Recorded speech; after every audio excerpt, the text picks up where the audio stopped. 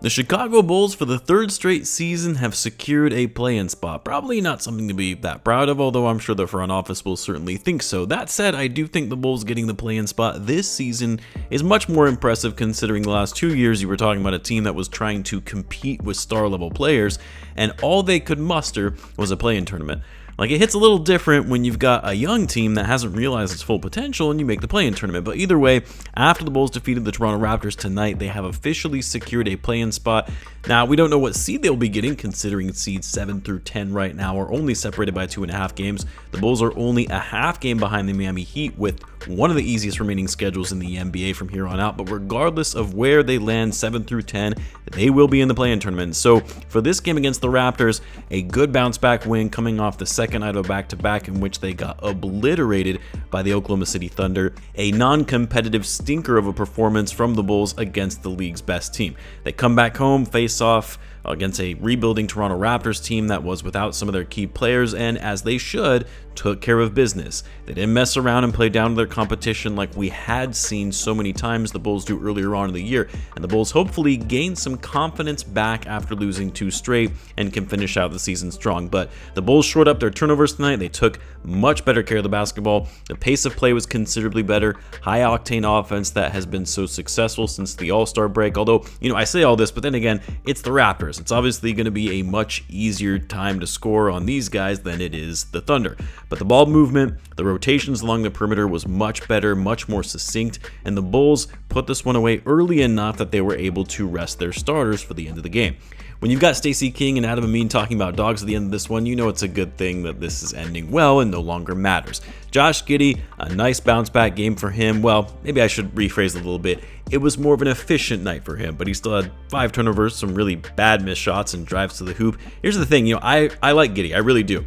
You guys know that I'm higher on him than most and wasn't as fussed about the Caruso trade as a lot of Bulls fans were, but sometimes he has these plays on the court where I'm like, bro, what the hell are you even doing? Where he'll just be out of control, dribbling with no momentum and throws himself out of bounds, or just these weird passes where you're like, what was he thinking there? Who was that to? That said, the good plays, the positives have outweighed the negatives. As I mentioned before, what I do like about Giddey is his mentality, his maturity for a young player. He has great self-awareness and knows what he needs to do to get better, and like I mentioned before, he hustles, he plays hard. Anyway, tonight Giddey once again finished just shy of a triple-double and likely would have had another triple-double had he played the whole game, but there really wasn't a need to have him in there in the fourth quarter. 17 points, 7 rebounds, 12 assists, 3 steals as well. Giddey is likely going to finish a career high in steals this season. It was also good to see him getting back to the free throw line. Didn't see that as much in the game against the Mavs and the Thunder.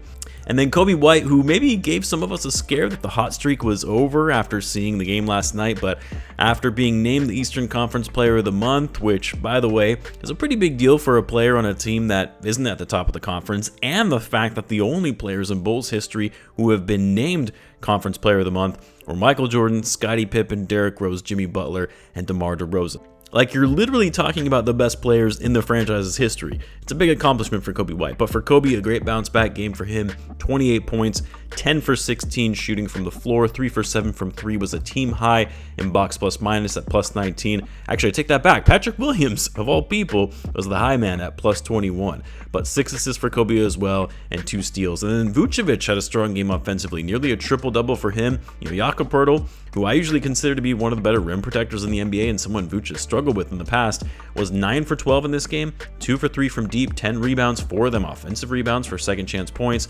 7 assists as well, only 1 turnover. Maybe would have gotten that triple-double, but the Bulls, like with Josh Giddey, didn't need him in the fourth quarter, as well as he ended up only playing 25 minutes. Zach Collins off the bench had a nice game. In just 19 minutes, he put up 7 points, 12 rebounds, 5 assists, and then Modest Bucelis, 9 points, 3 rebounds, 4 steals in this game, a new career high for him on that front.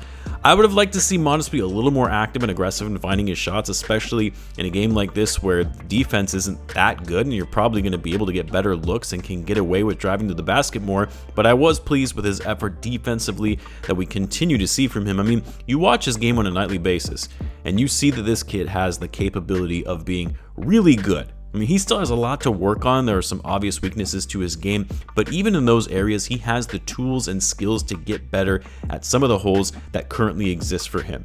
Like, I know we're all biased Bulls fans, but you really watch Manos Buzelis, and even if he wasn't on the Chicago Bulls, I would say this kid has a lot of potential based on what we're seeing right now and just being a 20-year-old rookie. Oh, and then it was also nice to have Kevin Huerter back, who I believe made his first 7 shots in this game. Bulls really missed his shooting last night. I've said before, you can never underestimate the power of having a good off-ball sharpshooter to help space the floor, and it's a big reason why the Bulls have seen so much success, and why it's actually helped Kobe out quite a bit to get defenses moved off of him so he has more opportunities at the basket. And then Talen Horton-Tucker, I tweeted this in the middle of the game. It was still the first half, I believe, that I could go the rest of the season without seeing another minute played by Talen Horton-Tucker. And it was after one of those, ridiculous shots that he had that reminded me of Denzel Valentine. And while I still don't like seeing THT get minutes, I also get the Bulls were down some players tonight. But you have to give him some credit. He hustles and he knows how to score. Ended up finishing the game with a new season high 27 points. Dude played 32 minutes, which is weird and not something I would have expected coming into this game. Went 8 for 16 from the field, 3 for 8 from 3, a perfect 8 for 8 from the line. He gets buckets. What more can you say? Anyway, overall, a much better game for the Bulls. One of their better offensive nights on the season. They shot the ball well. They moved the ball well. Had 37 assists in total in this game. And they took care of the basketball. That's a recipe for winning. Bulls are off until Friday, where they'll take on the Blazers at the United Center. And by the way, actually, I'm going to be at the last home game of the season at the United Center on April 11th against the Wizards for Fan Appreciation Night. So let me know if any of you are going to be at that game. Hit me up. And let me know your guys' thoughts on the game that you saw tonight. Let me know in the comments. As always, be sure to subscribe, and I'll see you in the next one.